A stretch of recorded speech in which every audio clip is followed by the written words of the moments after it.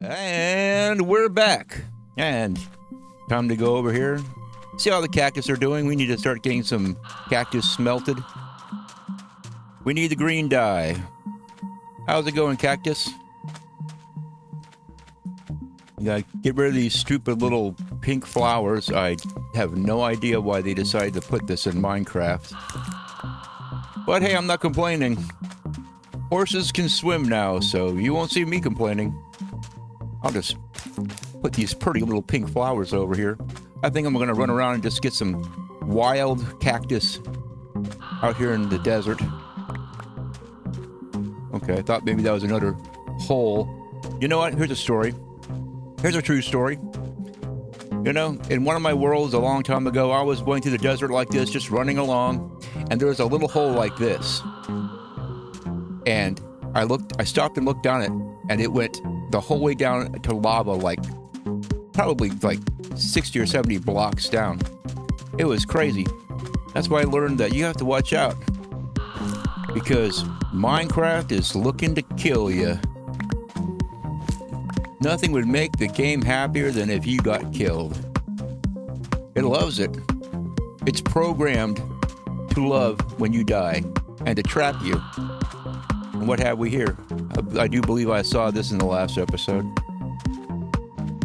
We'll just get some more of these guys. And we'll plant some more of these useless flowers around here.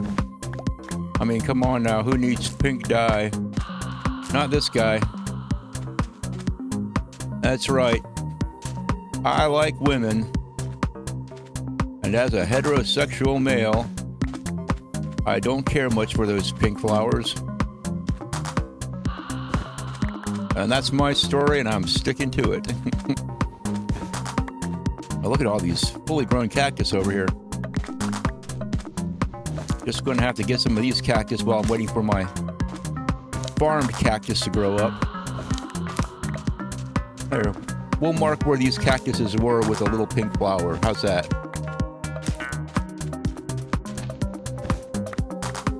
Ah, yes, lots of fun. Running through the desert, getting cactus. Oh, we have a stack. That's all we need. That's all we need to get started anyway. So, we'll run past this nice little azalea tree here. Did I just see what I thought I saw? Look at this.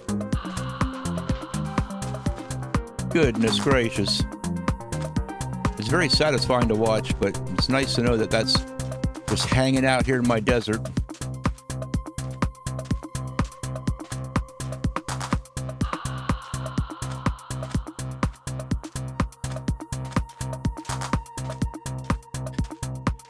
But yeah, I am pretty pleased. We got ourselves a striped doggo in the last episode. So as soon as I set this cactus to smelting, I'm going to smelt it, because he who smelt it dealt it. Now, next thing on the agenda, finding some dandelions. That's what I want to find. Those little pretty yellow flowers. See if I can't find a dandelion. Surely there's got to be some around. I know the savanna across the way over there. That's one of the native flowers of the savanna.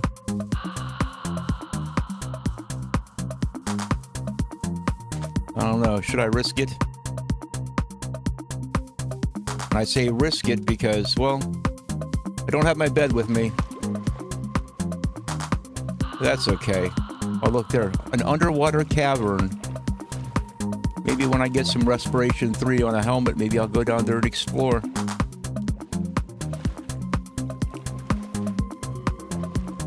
But you know what? I can always make a bed while I'm over here, if I need to. Look at all these sheep. Do I have iron on me? I do have iron. Oh well. I guess these sheep get to live. That's right. This is the humane way of getting wool. So I'll just go ahead and... Yeah, naked now, huh? Did somebody open a window? Is it getting breezy in here? Okay, we have six pieces of sheep wood, as the dad who plays things would say. Very good. Now, just go ahead and Do this real quick.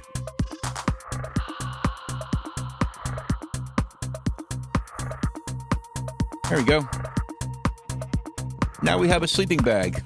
We can leave our bed back by the house. I was going to say spawn, but we're pretty far from spawn. Here we go. Dandelion. First dandelion acquired. I think I want to get a couple more, maybe. That's another big difference between Bedrock and Java. In Bedrock, I can just take a selected flower, like say a dandelion or whatever, and I just hit it with bone meal, and it makes more dandelions. You can't do that in Java. You pretty much have to just bone meal the ground and hope whatever pops out is something you want. Very good. And since we're here, I'll grab this because I like this color for my bed. I don't like white bed sheets because they show all the dirt that I track into them every single night. Okay, very good. We have what we need. We're gonna head back to the camp.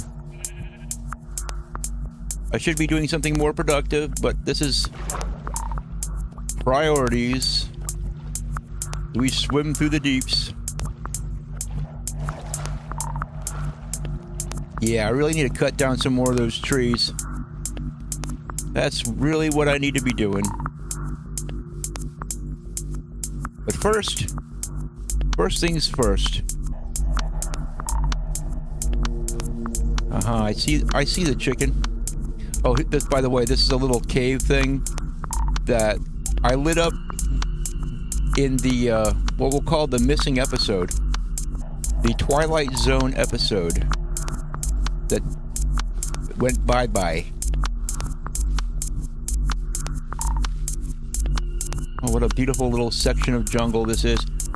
I really like to find a parrot too, because I kind of don't feel like I'm really in a jungle unless I got a parrot. Look at this beautiful green grass color. Oh no, that's a bee. What do you think you're doing, bee? Pretending to be a parrot? Stupid bee. Came over from the forest over there. I saw him earlier, but I didn't have parrots on the brain the last time I saw him, so. Okay, guys. Are you guys ready? Are you guys ready for some fun? Okay, we're gonna go ahead and we're gonna make a baby. And we're gonna see, is it gonna be a Savannah patchwork puppy or a striped pupper? What will they make? Aw, he's a little striped boy. Very good. Now, we want this little striped boy to remain a striped boy forever.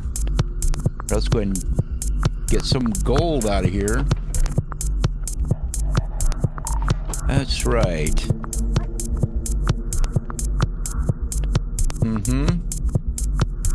This is something that you can do with a new update. Something I really didn't know much about until I saw... Oh, look at that. I already had shears in my inventory. I'm such an idiot. Anyway, the little golden dandelion. I learned about this from Etho in his last episode. Of course, I learned everything from Etho. Etho is my teacher. Hey, little puppy. And now he will always be a puppy, and he will never grow up. Little cute guy. Look at how cute he is, too. And he's always going to be just that cute. He ain't never going to grow up. He's always going to be my little ferocious killer. Because puppies are pretty vicious. They behave just like big dogs. Although I don't think you can put armor on them. The one drawback. Anyway, I think I'm going to go ahead and make me a couple. Well, I already have extracts. Let's go ahead and just put some of this stuff away. Okay, well, I think we're going to go ahead and do some more jungle chopping.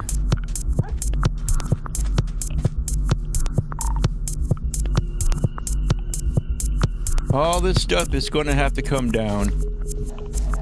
Sorry, we don't approve of this tree being right here. You're going to have to come down. And what about this massive tree here? Yes, even this massive, beautiful tree. It's going to have to come down. We navigate the the Vines, or the Waynes, as Doc M77 would say. Our good German friend, the Doctor. Wait, wasn't that just a little bit uncomfortable in Hermitcraft Season 6 when Doc M was taking those villagers and the villagers that he didn't approve of, he would send into a furnace? That was a little uncomfortable, wasn't it? Yep, a German Minecraft YouTuber marching queer Jewish caricature villagers into a furnace.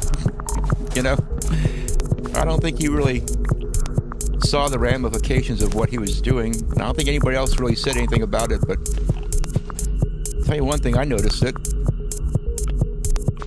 Of course, I used to be in the school paper back in the day, and, well, one of the things that we did was we looked at newspapers around the world.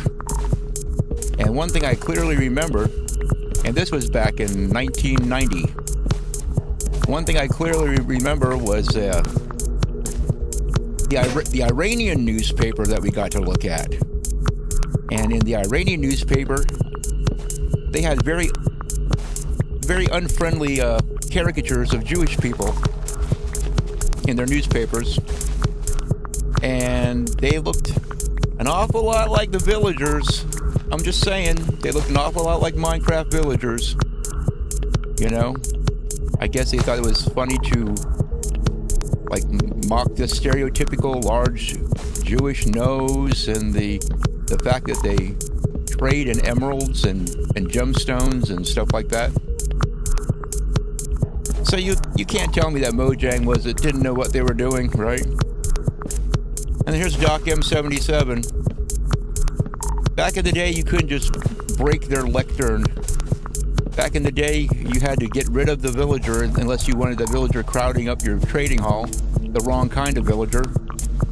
And good old Doc 77, he figured out the fastest way of doing this was putting them in railway carts and sending them into a furnace. Oh, it's just a thing. It's just a crazy, crazy thing. I don't think that Doc M is some kind of a anti-Semitic neo-Nazi or anything, but it didn't look good. It didn't sound good either because he has a very prominent German accent. And he was talking us through how he built his villager system that sends him into the furnaces. Yeah. And the funny thing is I've never heard anybody else mention this. You know, I thought, surely I'm not the only person who sees this.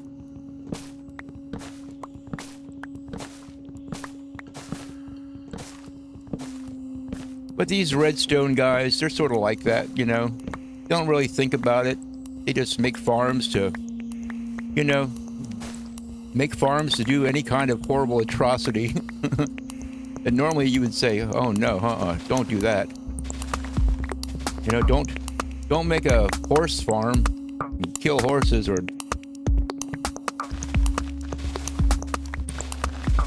they make all kinds of farms. They don't care what kind of animals they gotta hurt.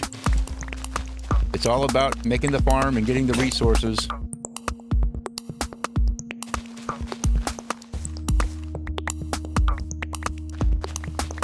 Anyway, I thought that was kind of funny, but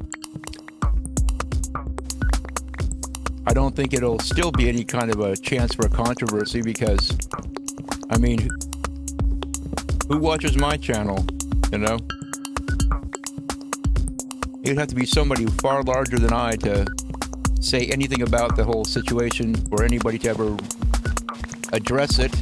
Not that it really needs to be addressed. I really don't think that Doc M77 is a neo-Nazi or anything like that. He's just a redstoner, you know, not really thinking about how it comes across, you know.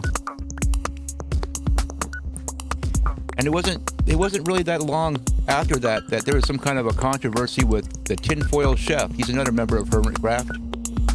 And I'm not sure exactly what Tinfoil Chef said, but there was some kind of big controversy about it. And I know it was probably nowhere near as egregious as what Doc had done, but oh well. Whatever.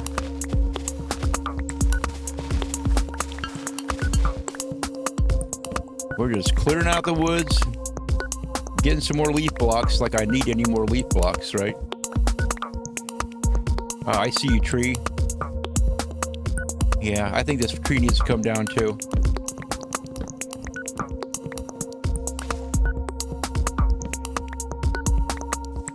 So yeah, evidently now, golden dandelions are the fountain of youth. I haven't tried it on villagers. I haven't tried it on almost anything other than dogs. I tried it for the first time the other day on my on the world where I'm not filming, the world that I play when I'm playing Minecraft during the day. I've only tried it on dogs.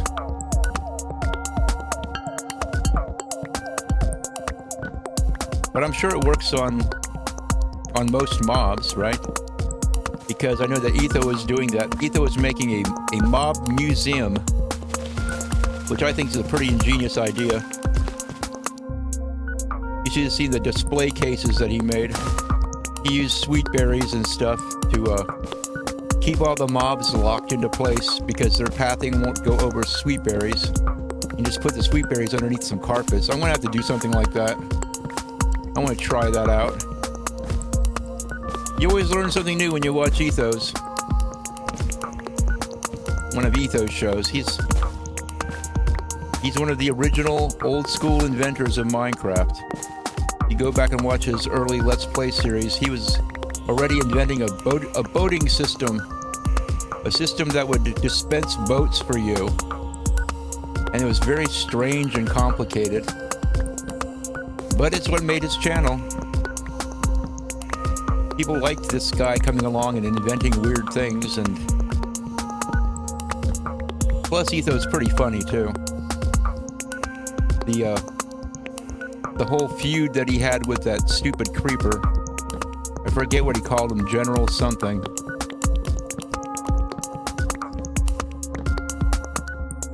Okay, so we have a pig up here. Now, is this any... Yeah, there's some trunks hiding up here. We got some logs hiding up in the leaves. Yes, some more up there. Man, that's a noisy pig. He keeps making these noises. Let's see. Could probably clear this out a lot faster if I had some shears. Do some shearing. Jump and shear, jump and shear. 3 shears for Crunchy Frog. All right. Oh. Wow, this one goes right into the ground. This one's got roots on them. Something tells me I should stand back from this one. Okay. Do we have... No, but we have some leaf blocks. We'll use leaf blocks to find our way back out. There we go. And now this grass has texture. It's one of the things I used to like to do a whole lot. Before all the mossy carpets were a thing. I would light stuff up like that. I would like do this.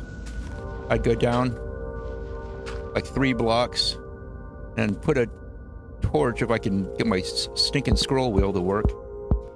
And then I'd put a couple leaf blocks on top like that. It creates a nice little light, little subtle lighting effect going on right there. But then grassy, mossy carpets came along and changed everything. Okay, well, that's 2 days. That's 20 minutes of time. Anyway, thanks for coming along and watching, and I'll see you guys next time.